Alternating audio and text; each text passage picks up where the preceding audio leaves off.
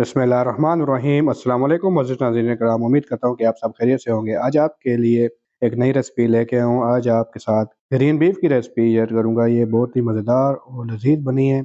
इसे आप भी एक बार ज़रूर ट्राई कीजिएगा। नई नई रेसिपी ट्राई किया करें ताकि आपके खानों में लज़्ज़त बढ़ती रहे। खुद भी खाएँ और अपने अज़ीज़ व अक़ारिब को भी ये रेसिपी एक बार ज़रूर ट्राई कराएँ।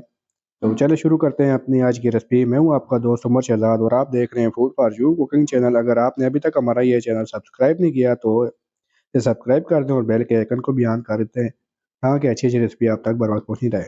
ये थोड़ा सा धनिया लिया है, थोड़ा सा पुदीना है, एक छोटा प्याज है, 4 हरी मिर्चें हैं। इन्हें एक ब्लेंडर के अंदर डाल के इसके अंदर तकरीबन 1 टेबल स्पून भर के लेमन का रस शामिल करेंगे। इससे इसका कलर चेंज नहीं होता। अगर वैसे आप बनाएंगे तो ये काली होना शुरू हो जाएगी। थोड़ा सा पानी शामिल करके इसको हम एक फ़ाइन पेस्ट बना लेंगे और इसे एक बाउल में निकाल के हम रख लेंगे। ये हमारे बीफ के अंदर इस्तेमाल होगा। दूसरी जानब एक प्रेशर कुकर लिया है, इसके अंदर 4 टेबल स्पून के करीब हमने कुकिंग ऑयल शामिल कर दिया है।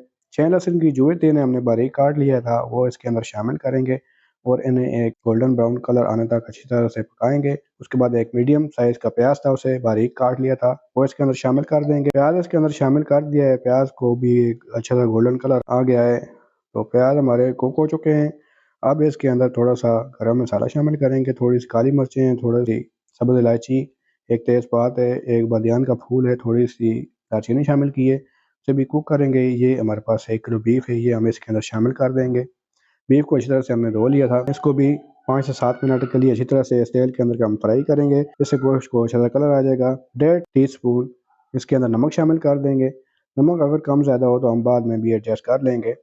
इसको भी अच्छी तरह से हम मिक्स करेंगे। इसके अंदर टमाटर शामिल करेंगे। एक छोटा टमाटर था, इसे छील के हमने बारीक काट लिया था। टमाटर डाल के 1-2 मिनट मज़ीद इसको फ्राई करेंगे और उसके बाद इसके अंदर मसाले जात शामिल कर देंगे। 1 टीस्पून लाल मिर्च, 1 टीस्पून सूखा धनिया, 1 टीस्पून ज़ीरा, हाफ़ टीस्पून हल्दी, हाफ़ टीस्पून काली मिर्च शामिल करके इसको अच्छी तरह से हम मिक्स करेंगे। मसालों को भी डालकर 2 से 3 मिनट के लिए अच्छी तरह से फ्राई कर लेंगे। अगर फ्राई नहीं करेंगे तो मसाले कच्चे रह जाएंगे। हाफ़ टी स्पून कलौंजी इसके अंदर शामिल करेंगे, इससे बहुत ही अच्छा टेस्ट आएगा। ये तमाम चीज़ें अच्छी तरह से मिक्स हो चुकी हैं। अब इसके अंदर गर्म पानी तकरीबन 1.5 कप शामिल करके अब प्रेशर कुकर को ऊपर से बंद करके आधा घंटा के लिए हम इसको कुक करेंगे ताकि हमारा गोश्त 70 से 80% कुक हो जाए। तो आधा घंटा गुजर चुका है। अब हम देखते हैं कि हमारा गोश्त कितना कुक हुआ है। एक बोटी निकालते हैं, इसको देखते हैं तो ये हमारा तकरीबन 80% कुक हो चुका है। बाकी अब जो हमने ग्रीन सॉस बनाया था चटनी, वो इसके अंदर शामिल करेंगे और इसके बाद इसके अंदर थोड़ा सा दही शामिल कर देंगे। दही शामिल करके आपने फ़ौरन इसको मिक्स करना है। अगर छोड़ेंगे तो ये गुठलियाँ सी बन जाएंगी और अच्छा नहीं बनेगा आपका सालन। तो इसके बाद हम 1 टीस्पून इसके अंदर गरम मसाला शामिल कर देंगे। गरम मसाला शामिल करके इसको अच्छी तरह से मिक्स करेंगे। मिक्स करने के बाद अब हम इसके अंदर 1 टीस्पून मक्खन शामिल कर देंगे, इससे टेस्ट और ही अच्छा आएगा। ये तमाम चीज़ें इस तरह से मिक्स करेंगे, 3 से 4 मिनट पकाएंगे। उसके बाद इसे 5 मिनट के लिए मज़ीद कुक करेंगे। तो हमारा मज़ेदार ग्रीन बीफ बनकर तैयार हो चुका है।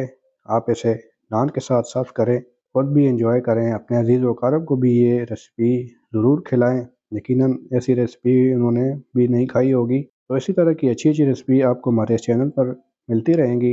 आप हमारे चैनल को सब्सक्राइब करके बेल के आइकन को भी ऑन कर दें और नई रेसिपी आप खुद भी बनाएं और हमें कमेंट्स भी कर दिया करें ताकि हमें भी पता चलता रहे कि हम जो वीडियो बना रहे हैं आपको पसंद आ रही है या नहीं। तो मिलते हैं आपके साथ अपनी किसी नई रेसिपी के साथ। मुझे दीजिए इजाज़त। अल्लाह हाफ़िज़।